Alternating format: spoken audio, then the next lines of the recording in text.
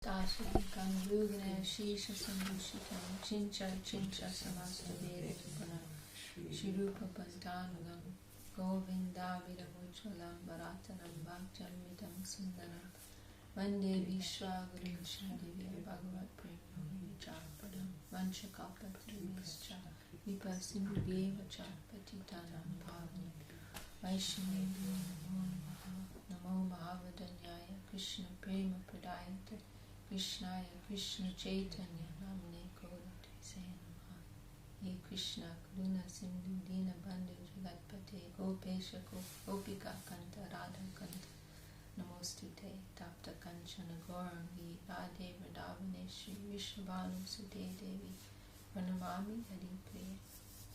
So today we are especially remembering the divine glories of Srila Swami Maharaj Prabhupada. Today is his holy disappearance day, and actually we are always thinking about Srila Swami Maharaj Prabhupada, for different reasons, in a general sense, it is because of him that the whole Western world has got connection with Krishna consciousness, the pure line of Krishna consciousness. Srila Gurudev described him as the first guru of the Western world. And then also in more of an intimate sense, because of his relationship with our Gurudev and our Param Gurudev, then he is also very, very close to our hearts. And I was listening this morning to some of Gurudev's talks about him and telling so many wonderful interactions that he had with Srila Swami Maharaj Prabhupada. Srila Gurudev had his own special relationship with Srila Sridhar Maharaj and Srila Swami Maharaj. They were very intimate friends. They were godbrothers. Srila Swami Maharaj described Srila Sridhar Maharaj as his Shiksha Guru. He would consult with him. But with Gurudev, he also had a there was like an uncle and nephew kind of relationship, but there was also some friendship there. And Srila Gurudev told of how, and also Srila Sridhar Maharaj, he liked the story too, how Srila Swami Maharaj, when he would write to the Math, he would generally write through Gurudev. Like he would write to Srila Sridhar Maharaj, but through Gurudev. He would write to Gurudev, and almost like there was some shyness there, like he wouldn't directly approach Srila Sridhar Maharaj. But he'd write to Gurudev and ask him to convey the message. And there was that famous exchange where Srila Swami Maharaj Prabhupada was thinking that he was going to leave his body, and he was in America. But he had a strong desire to leave in Vrindavan. And so he was faced with this dilemma because he's in the middle of all this great preaching work in America, but he's thinking he could leave, and he wanted to leave in Vrindavan. So does he leave his service to leave his body in Vrindavan, or does he just remain in America and possibly leave his body in America? And so he wrote to Srila Gurudev and asked him to bring that to Srila Sridhar Maharaj. And Srila Sridhar Maharaj's answer was so wonderful.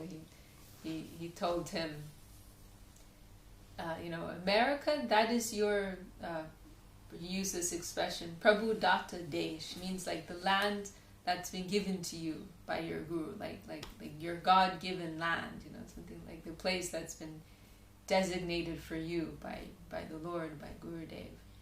And so that is Vrindavan for you. Wherever you are in your service zone, that is Vrindavan. So whether you leave there, whether you leave in Vrindavan, actually doesn't make any difference. And Srila Gurudev, he conveyed that to Srila Swami Maharaj, and Srila Swami Maharaj very happily received that, and he said, I take this on my head. In the absence of our Guru Maharaj, Prabhupada Bhakti Siddhanta Saraswati Thakur, I take Sridhar Maharaj's order upon my head. So he followed that, and stayed in America. And then later he did it as he desired, his wish. According to his wish, he did eventually leave his body in Vrindavan at the Krishna Balaram Mandir. At this time during the Kartik month.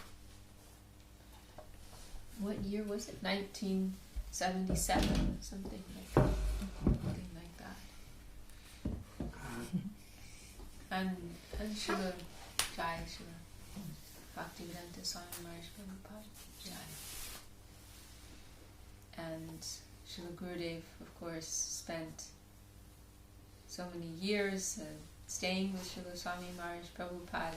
Just next door, Srila Swami Maharaj gave that house to Srila Sridhar Maharaj and Srila Gurudev to use as a branch of the Sri Chaitanya Saraswat Math.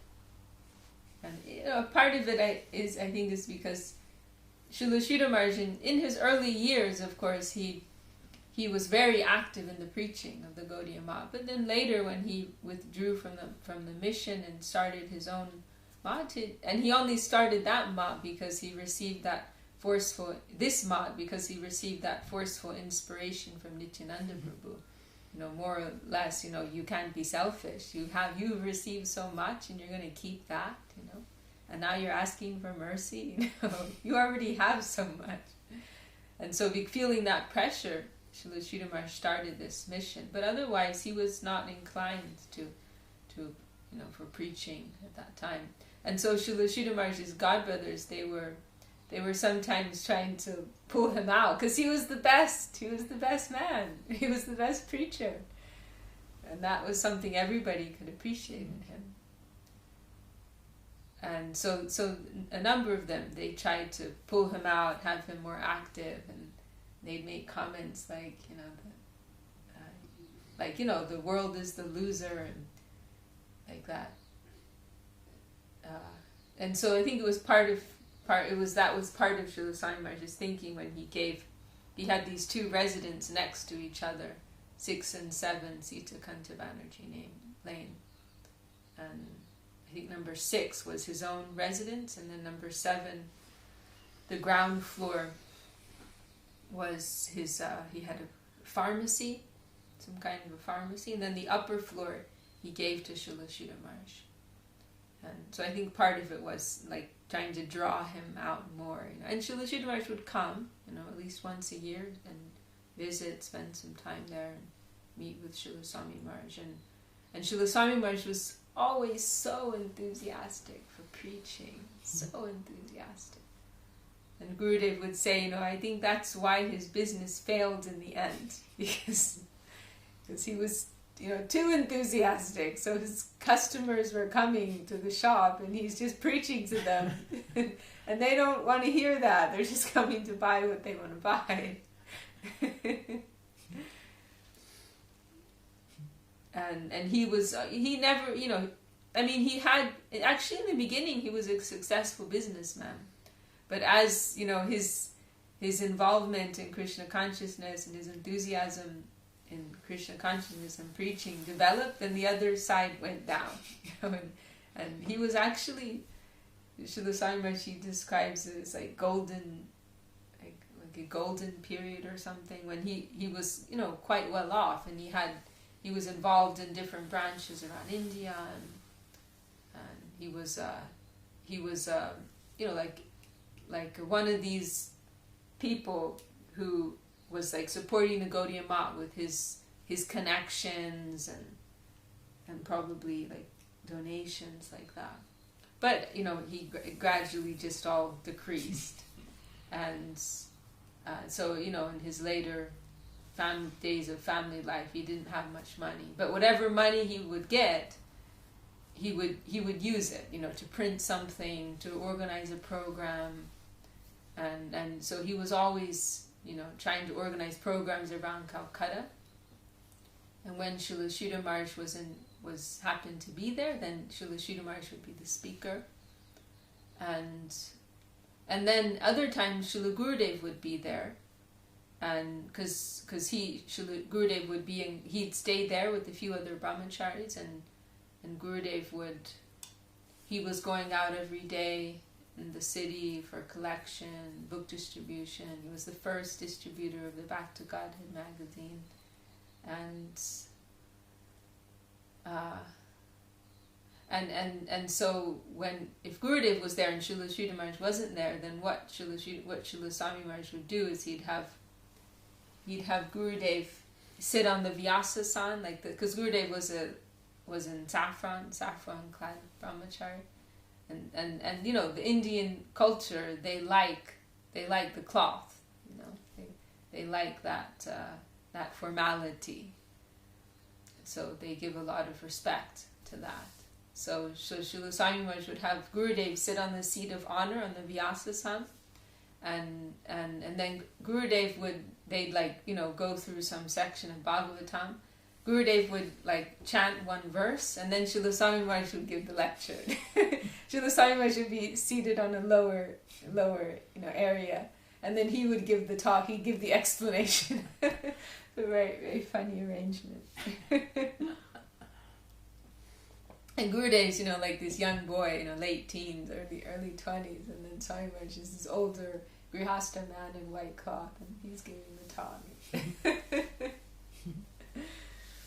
And also, by Srila Sridhar Maharaj's order, every day, it'd be around 8 o'clock or 9 o'clock in the morning, Gurudev would sit with Srila Swami Maharaj. He was translating Bhagavad Gita at that time, the Bhagavad Gita as it is, into English.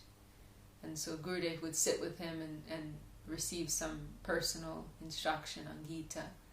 And every day, Srila Swami Maharaj would give him 1 or 2, 3 verses that he'd have to memorize. Mm-hmm.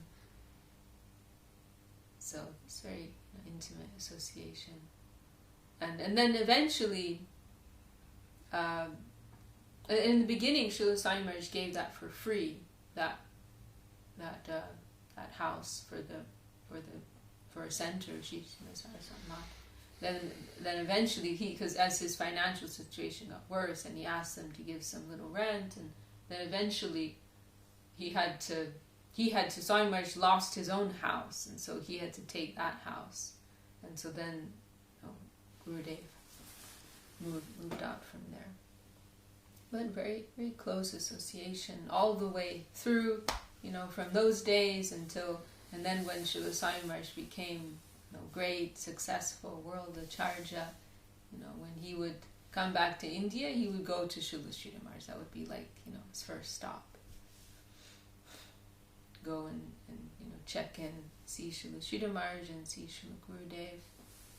And Srila Gurudev organized for his first reception when he was coming back to India for the first time, because nobody else would receive him.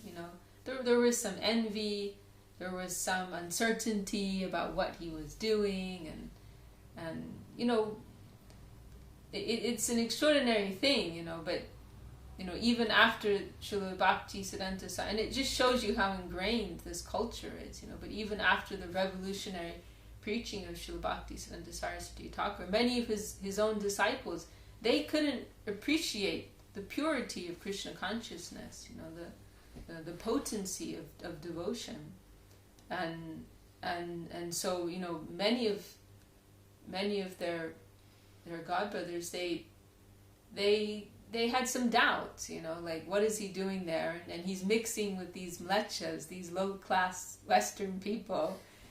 He's become contaminated by that association, and they were reluctant to really properly acknowledge him, to honor him.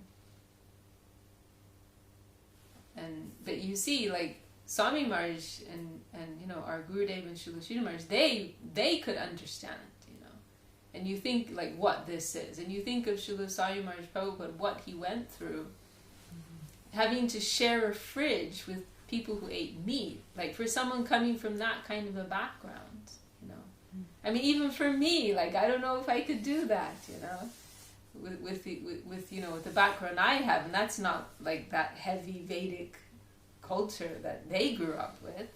But Srila Swami Maharaj understanding, he left aside formal considerations of purity and proper practice, for the sake of this deeper principle, spreading Krishna consciousness.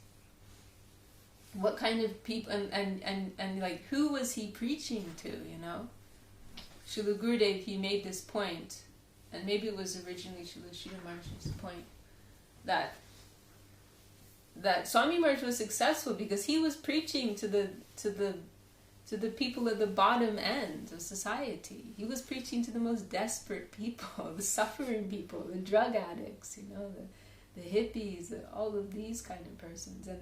And these were people who were actually hungry and in need for something real. Whereas by contrast, Srila Gurudev pointed out, when Srila Bhaktisiddhanta Saraswati Thakur, he sent preachers to London, they were preaching to the upper echelon. They met with the Queen, they met all these high dignitaries, and these are all people who, okay, they're gonna like give some honor and some acknowledge what you're doing, give you some publicity, but are they people who are actually gonna like take this into their heart and make this a part of their life? No. Like, I think Gurudev said something like, they'll give you a pat on the head,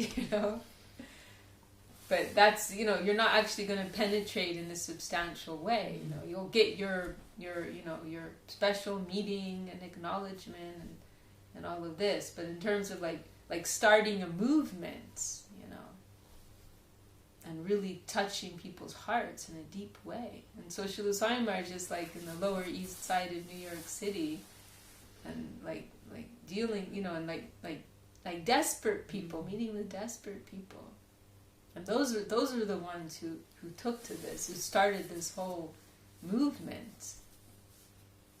And I mean, how much he had to tolerate, we can't really imagine. But so, like on the other side in India, there was all this doubt, like what's he been doing? What kind of people is he seeing? Has he really been maintaining the proper Vedic standard, Brahminical standard, and all these things, and some envy, and so Srila Swami Maharaj, he was coming back, he had this huge success. Eventually, it was like 1 year he was struggling, hardly any money, and hardly any contacts. His typewriter got stolen, and all kinds of things, and then as I recall, it was after 1 year, and Gurudev described this as a test from Krishna. And not that he needs a test, but the idea is that the Lord, he likes to glorify his devotees. So that's mentioned, that the Lord will sometimes put his devotees in difficult circumstances in order to highlight their glories, to see what they can go through for the sake of the Lord, the sake of Guru and Gauranga. So at the end of a year, Srila Swami Maharaj was thinking, I've been trying here so hard, but I'm not getting any result. Then I should go back to India. I have to withdraw, to give up. And then I believe it was like he was at the docks, like to purchase a ticket or something like that. And that was when somebody saw him there and was attracted because he's dressed in this unusual way. And this is that whole time, right? In the 60s, and there's this whole counterculture. So somebody, maybe it was Hayagriva, who became Hayagriva, but one of his, very first followers, disciples, noticed him there and was attracted and approached him, and so they connected, and then from there things developed. So then, then things, they didn't just develop, they actually exploded. All over America, and then from America, all over the world. I mean, it became a phenomenon, in the world. It was just incredible thing. There was Srila Sridhar Maharaj liked how it was, because Srila Sridhar Maharaj used to listen to the BBC News, and it was what was his name, the Krushnov or something, the Russian president at that time, he made some public address, and this must be during the communist era. Brezhnev.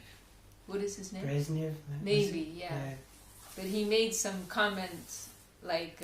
Khrushchev in the 60s, yeah. Okay, Sorry, yeah, that must be it. Yeah. He made some comment, the Russian people, we face two main threats: American pop music and the Hare Krishnas. And Srila Sridhar Maharaj was overjoyed to hear that. It's actually an indication of success, that you're being acknowledged as a potential threat. And also Srila Sridhar Maharaj was happy because he said Hare Krishna.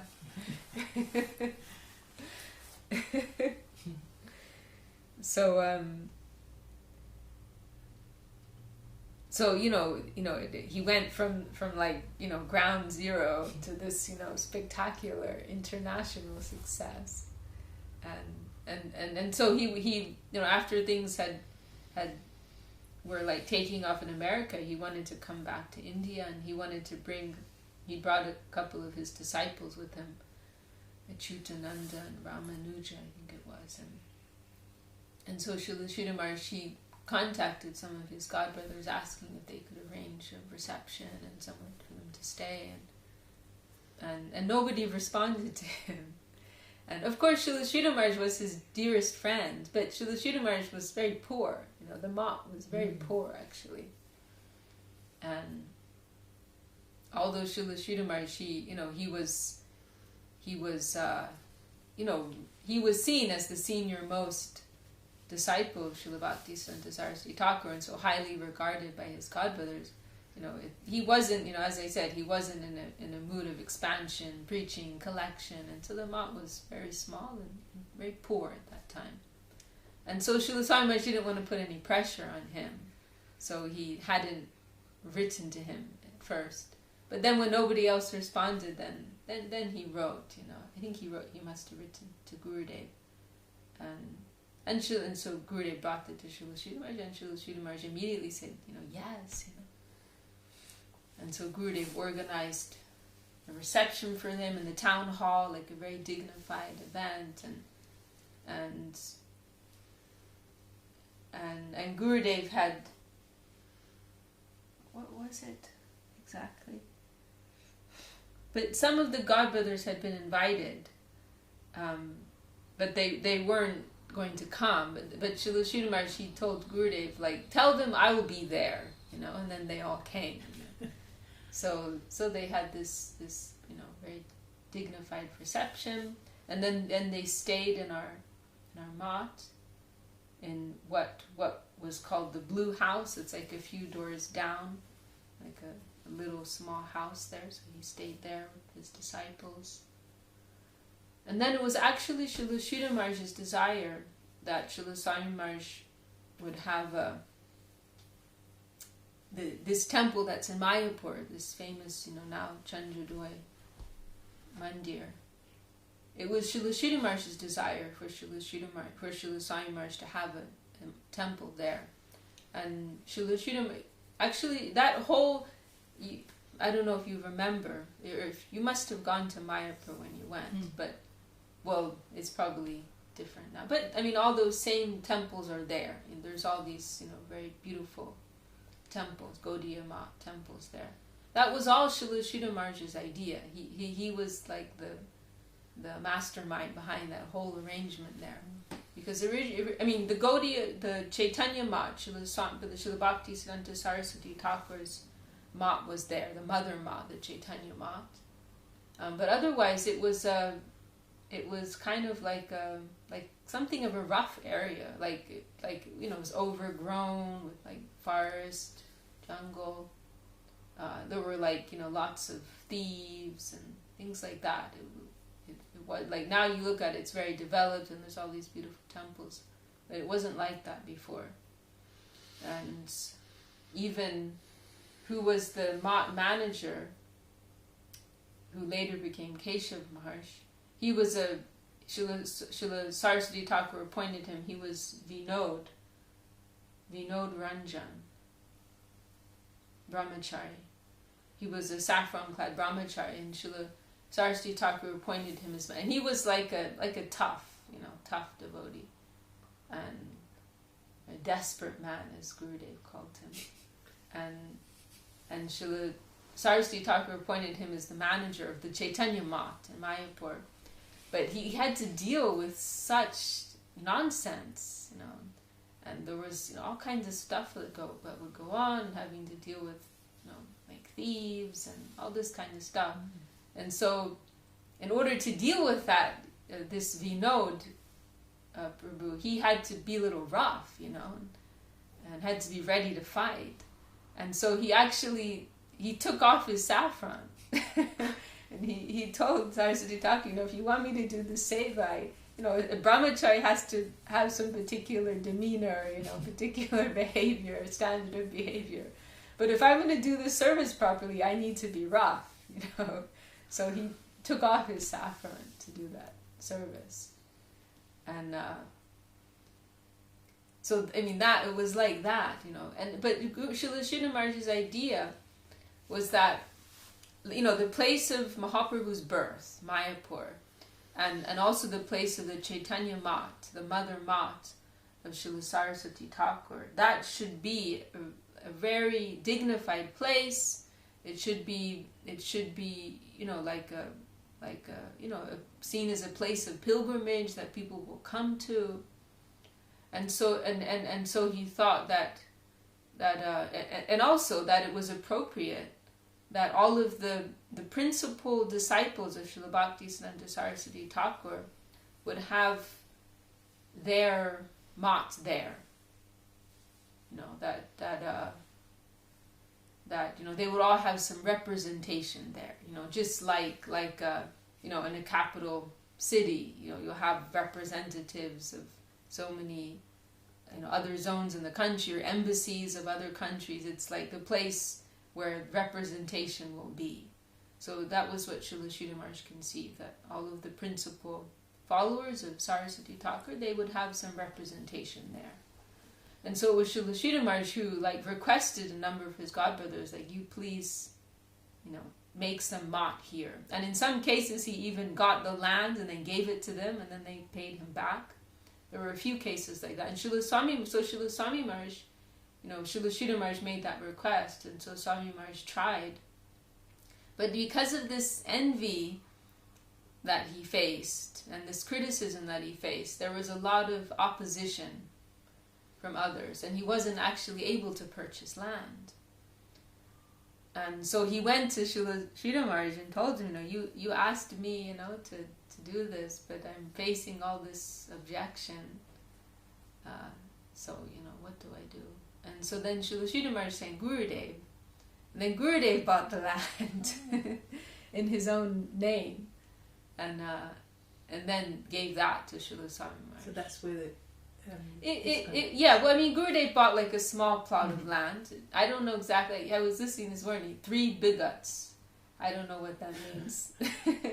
but Gurudev said, but now they have thousands. So it was some small plot, and then from that they were able to extend it. Wow. And it became now it's like taken over the whole of Mayapur. All ways, and lengthways, height. The height's also going up.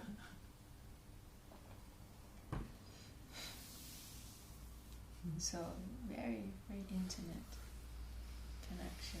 And then at the opening of the Chandradoy Mandir, that was what was the date for that? 75 or something like that.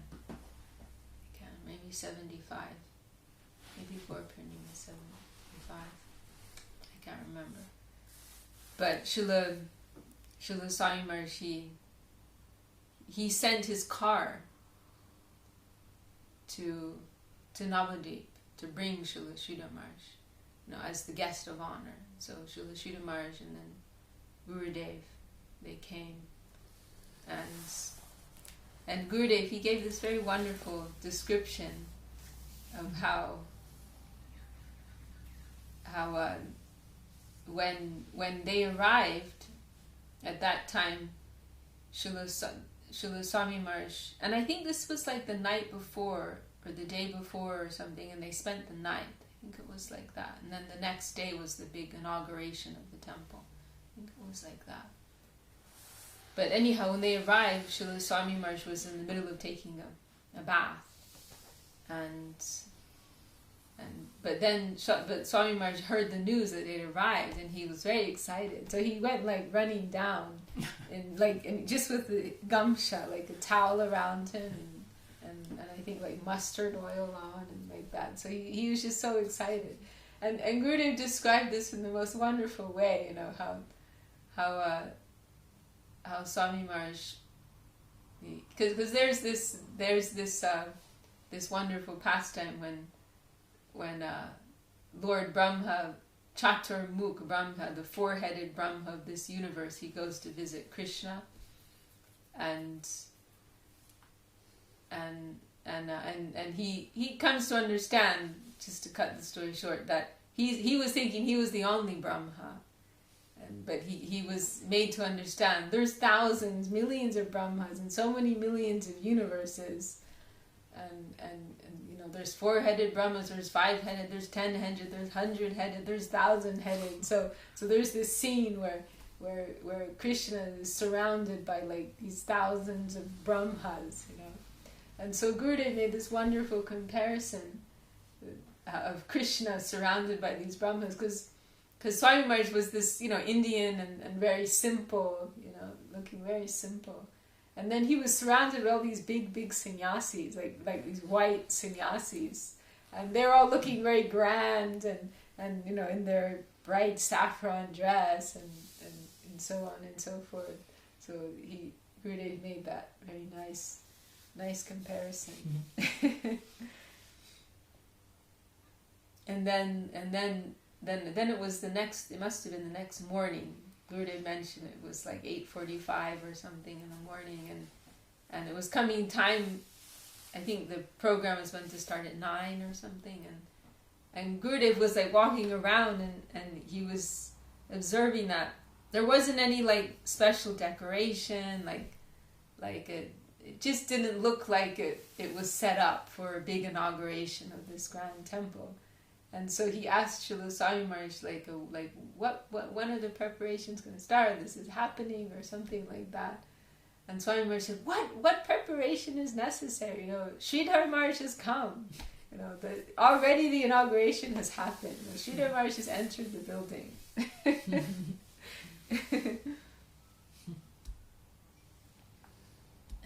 And this was very much the mood of Srila Bhaktisiddhanta Saraswati Thakur. You know, like going to the essence, you know, so with the connection of the Vaishnava, everything is fulfilled. And Swami Maharaj had that level of appreciation for Srila Sridhar Maharaj. And then we also heard from Gurudev, and also in that recording we have Srila Sridhar Maharaj also talks about this incident when, you know, they're having this big function, very official, dignified function. All these dignitaries are there, and Srila Sridhar Maharaj spoke, and we have a part of that recording which is extraordinary. And Swami Maharaj spoke, and you know, there's that photo, that famous photo where they're seated on the Vyasasana together. Yeah. And then Srila Swami Maharaj asked Gurudev to speak. And Srila Gurudev was not prepared at all, and you know, he was feeling like I'm just here as their boy, you know, and why should I speak anything? So he was really, you know, caught off guard. Who asked him to speak? Srila Swami Maharaj Prabhupad. Yeah. Tumi kichu bolben. This Gurudev said, you speak something. And then Gurudev's like, oh my goodness. And he was really touched too. You know, he was feeling like some uncertainty, but he was really touched because he felt like this is the mark of his love, you know, that he has that kind of trust and love for me in this big public gatherings and inviting me like this. But he was thinking, you know, what should I say? What should I say? and he was standing up and he was beginning Om Jnanam Timirandasya, but thinking, what will I say? And then Gurudev, he said, I thought, I just have to be myself, something like that. Like if I try to do it in some particular way, it won't be any good. I just have to, speak as I feel to, from the heart, something like that. And then he had this wonderful inspiration, and also Krishnadas Babaji was present there in the audience, and we were speaking about him a few days ago. A very dear godbrother, Srila Swami Maharaj. And so he was seated in the audience, and he was like very alert at that moment. Oh, what will Govinda Maharaj say? And then Gurudev had this wonderful inspiration, and he quoted this verse of Raghupati Upadhyay. Kam prati katai tamise samprati kova prati timayatu gopati tanaya kunje kopa vaduti vitam brahma. But saying it's glorifying the Krishna's aprakrita lila, the divine human-like pastimes of Krishna, and saying, how could one, saying, to whom can I tell, and who would believe that this Param Brahma, like the supreme absolute truth, that he's behaving in this very ordinary, very human-like way, with his beloved devotees in Vrindavan. How is this possible? Playing with the Braja Gopis, stealing butter, and all of these very human-like, this human-like behavior. To whom can I tell, and who will believe? And then when Gurudev started like that, Krishnadas Babaji in the audience, he was very happy, and he exclaimed, Hare Krishna. And he said later, at that moment I knew you were going to succeed, you were going to conquer everybody.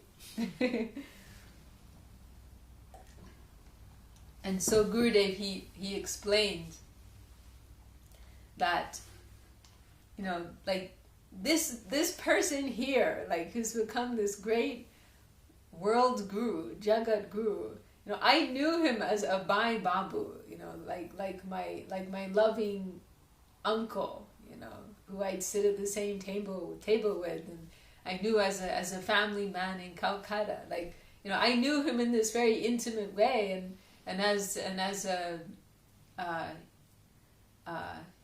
just someone very close and very familiar.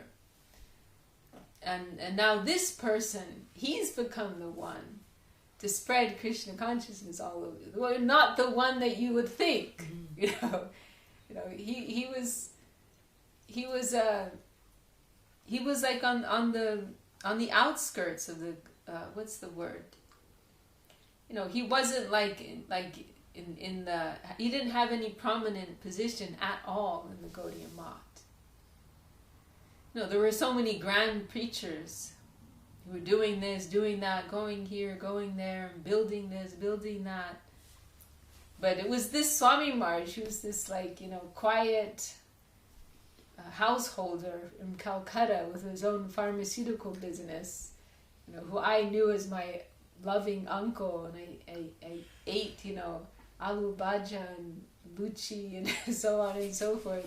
He's the one, in his later years, in his last years, 79 years old.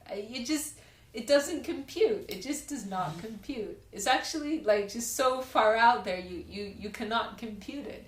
79 years old. You take a journey across the Atlantic Ocean for 1 month, with no money, and 2 heart attacks. 2 heart attacks along the way. You cannot register. It just doesn't. You just can't. It's really you cannot comprehend this. Survives the New York winter. With no money, nowhere to live. So, this is the person who's conquered the whole world with Krishna consciousness, so kam prati gatai, so who could I tell this to? And if I could tell anyone, like, who will believe me? This is impossible.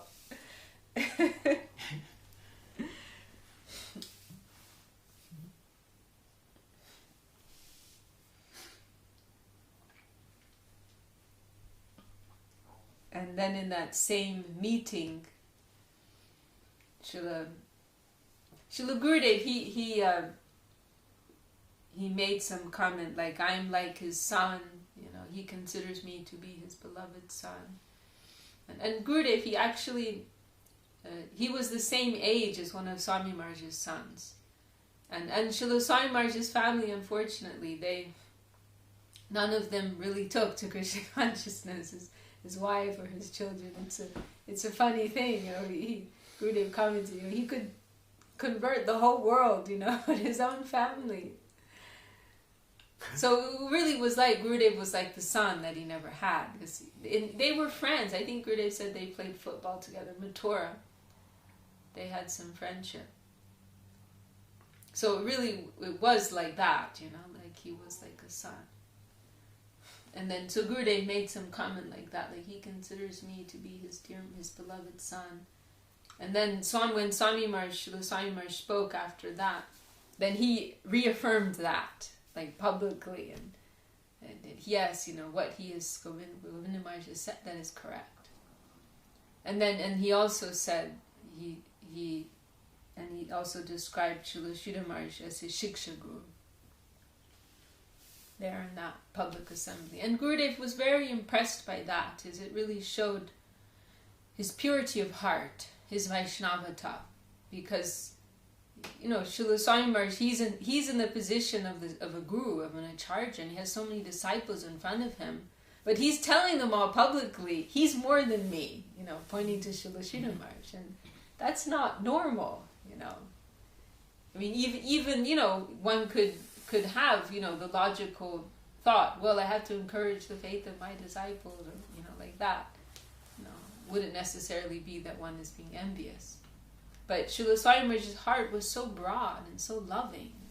He was, telling his disciples, he's more than me, he's my guru. It's an extraordinary thing. Beautiful example. And Gurudev very, very much appreciated that. And of course, Srila Swami Maharaj had wanted to take sannyas from Srila Sridhar Maharaj. But Srila Sridhar Maharaj, he had some relationship with the family, with Srila Swami Maharaj's family. And of course, for like, I don't know how many years, 10 years or 15 years, they had that branch of the Ma next to Swami Maharaj's house, so, they were seeing each other fairly often, seeing all the family members. And so Srila Sridhar Maharaj, he knew there was going to be drama, this is like, when somebody takes sannyas, leaves their family, there's always drama. It's like a tragic thing, actually, for the family members, in the Indian culture. And so Srila Sridhar Maharaj knew there was going to be trouble from his wife, from his children, and if he were to give him sannyas, then that would all come to him. The blame, it would come to him. And so he told Srila Swami Maharaj, wait 6 months, I think he told him, like, first move out and like some vanaprastha period, and then come to me, and then I will give you. But Srila Swami Maharaj was very eager and didn't want to wait, and so he told Srila Sridhar Maharaj, no, I can't wait. And so Srila Sridhar Maharaj told him, then you go to Keshav Maharaj, who was he's the same as that person I mentioned, who was the manager of the Chaitanya Math in Mayapur and took off his saffron. So he took sannyas from Srila Sridhar Maharaj after Prabhupada Saraswati Thakur left the world. And so Srila Sridhar Maharaj said, I gave sannyas to him, to Keshav Maharaj. I gave the mantram to him. So if you take from him, it will be like taking from me. And also Keshav Maharaj, he's a very desperate man. He won't care about any trouble, he has to face. So you can go to him. And so then Srila Swami Maharaj took from Keshav, but that name, that title was actually a Bhaktivedanta title that was given by Srila Sridhar Maharaj. I think previously, at some prior time, Bhaktivedanta title. And so then it was in Mathura that he went to Keshav Maharaj and received sannyas there, and then he was staying in the Radha Damodar temple. That temple is so special to us for many reasons, and that is one. The Radha Damodar temple is the temple that's right next to our temple in Vrindavan. Mm-hmm. And you must have visited there. And that was Jiva Goswami's temple, where he cared for Rupa Goswami there. So Srila Rupa Goswami's samadhi is there. So it's a very special place for us. And so there's a room there where Srila Swami Maharaj stayed when he was there. And they've dedicated that now to him. That space is dedicated to him. So he stayed there. And he was always remembering, what was the desire of his Guru Maharaj. And that was that Krishna consciousness would go to the West. It was like beating in his heart, like there's a recording where it's in a conversation with Srila Sridhar Maharaj, and he saw he said the Gaudiya Math people, they weren't able to do it, his godbrothers hadn't been able to do it, so now in my old age let me try. I mean, what intensity of feeling he must have had. Because really it was like Saraswati Thakur's unfulfilled desire. Especially America. In general, he wanted Krishna consciousness to go to the West, to the English-speaking people. But he had some particular feeling about America because he'd sent people to England. He sent some people to Germany. And maybe France. Maybe there was another place. But America, they called it Markin Mullik or something, hadn't sent anybody there. And so that was something in particular Saraswati Thakur wanted. And it was something he talked about. He was actually planning to go himself. He was planning to spend his last years in America personally preaching. But he chose to leave earlier. And Srila Sridhar Maharaj made some comment that he gave those last years of his life. It was 10 years. I think it was 10 years Saraswati Thakur had been planning to spend there. And Srila Sridhar Maharaj made some comment, he gave those 10 years to Srila Swami Maharaj. Because it wasn't about a 10-year period that Srila Swami Maharaj did everything that he did. So it was really his earnest desire. And then it was...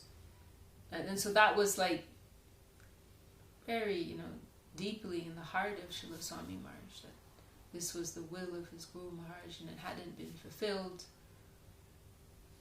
And it was also in their very first meeting when Srila Swami Maharaj was still a young man, and before he took to Krishna consciousness, his friends, he was interested in politics at that time. He was involved in the non-cooperation movement of Gandhi. But he had a good friend who really liked Srila Saraswati Thakur, and so he convinced Srila Swami Maharaj, reluctantly, Srila Swami Maharaj reluctantly agreed to go and meet this sadhu, this big sadhu.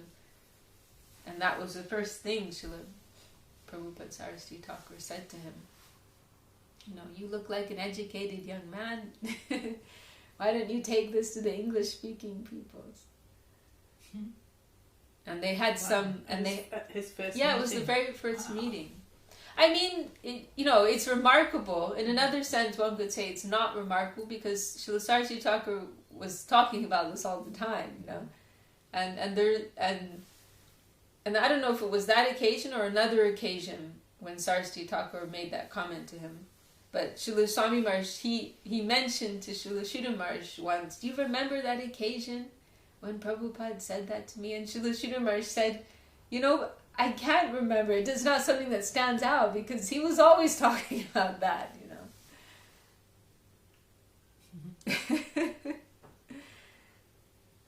So then at that time, Srila Swami Maharaj opposed him, and he said, now India is a dependent nation. Like, let us first get our independence. This is a priority. And then later we can think about other things. But Srila Saraswati Thakur totally, defeated him in their discussion. And he made the point that, this is a relative concern. This is a temporary relevance. But what is the need of the soul, the eternal soul? That's what we need to give our energy to, our focus to. What is our eternal necessity for our eternal good? And he convinced Swami Maharaj, and so Swami Maharaj described how he would be at home, or at work, and he didn't like immediately go to take initiation. It was a number of years before that happened, before he got more involved with the mob. But he would be at home, at his workplace, and remembering that incident. And the significance of that was growing within his heart. The influence of that. So all these years, that was something he was always remembering. That's the desire of my Guru Maharaj. So, with that beating in his heart, he took this, inconceivable step and was phenomenally successful. And Srila Sridhar Maharaj described how, Nityananda Prabhu personally descended in him. As Gurudev would say, Guru Maharaj said, an ordinary man cannot do this. It is not something that a man can do. But the Lord, Nityananda Prabhu personally descended within him and acted through him. So he Shakti Vaishyavatar, directly inspired and empowered by Nityananda Prabhu. And, by his grace, we're here today. By his grace, Gurudev would say, he blasted a tunnel through the mountain of Western ego. And Gurudev would say, because there was Srila Gurudev, he was saying how actually he got a lot of letters from Srila Swami Maharaj, like on the preaching fields in the West. But Gurudev's mood was, he would quote this. It's such a beautiful recording of Gurudev. He would quote some poetry of Rabindranath, saying that I have flown very high in the sky. Nobody knows how high I've flown, but I know. I don't have any record of that. Nobody else knows about it, but I know it. I know the truth of that in my heart, and that's meaningful to me. So a few times I heard Srila Gurudev quote that. And Gurudev said, this is our mood. We're not keeping any record. We don't need any record. We don't need anyone else to have any record. We don't need to announce it on Facebook or Instagram. But I know the truth of that in my heart. And he said, we are living in the transcendental service level, and we're not keeping any record. Like proof that I have this or I've done this. So Gurudev said it wasn't like his style, to keep like a store of everything. And so he said, like Swami Maharaj's letters, Guru Maharaj sent me letters, and I haven't kept them. But Gurudev was remembering one of his letters. Some of them ISKCON has published, actually, because they had a copy of everything. So at least some of those letters to Gurudev have been published in their, archives. But Gurudev was describing one of them where Gurudev said the Bengali too. Srila Swami Maharaj expressed to him how he was being met with tears and rose petals. When he would travel and going to different places, he would be met with tears and rose petals. And Gurudev, he said, no, I'm having that experience, by the grace of Swami Maharaj. The devotees are telling me that the kind of reception that I've received here, it's even more grand than what Swami Maharaj had. And he said, but I remember, I know it is by the grace of Swami Maharaj. And he was also saying, very charming, very sweet way, that I am their boy. I'm always thinking of myself. I'm not thinking of myself as a man. And why? Because I'm feeling my connection with them, with Guru Maharaj, with Swami Maharaj. I am their boy. I know that is my position. It's so enlightening to hear of these loving exchanges, between the pure Vaishnavas, their loving heart exchange. Mm-hmm. It's very, very illuminating and enriching to hear that. And Srila Swami, as we mentioned the other day, Srila Swami Maharaj wanted to bring Guru, they had such a loving relationship. He wanted to bring Gurudev with him. And several times he asked Gurudev, please, I'm going to buy your ticket, your world ticket, and you're going to travel with me everywhere. And everyone's going to meet you, and then you're going to come back and tell everything to Guru Maharaj. I mean, how sweet is Swami Maharaj? But Gurudev, zero interest in his personal gratification, having some experience. And he was just focused on his seva and didn't want to leave Guru Maharaj at that time. Guru Maharaj was also pushing him to go, but Gurudev didn't want to leave Srila Sridhar Maharaj at that time. And so he didn't go. And I heard a talk of Gurudev in the early 90s. He was remembering that, and it must have been 1990. And Gurudev was saying how, now people are, Swami Maharaj, he asked me, I think it was 3 times Swami Maharaj asked him to come. Swami Maharaj was asking me and I didn't go because of my seva. And so he's saying, and now people are asking me again. Because, after Srila Sridhar Maharaj left and the mission abroad was developing, then the devotees were beginning to ask Gurudev, please come and visit. And Gurudev said, but I'm waiting for the right moment. Now I have all this responsibility here, and he was saying, still I haven't made my passport. I haven't made my passport yet. I'm waiting. And he said, I'm waiting for that sound from above. When that order from above will come. I think he mentioned too, someone had brought him the application for the passport, but he hadn't filled it out yet. Or, he was really not taking any steps, until he was sure. This was Guru Maharaj's desire. This was the necessary seva at this time. Zero interest, in some, personal aggrandizement or experience, anything like that. Zero.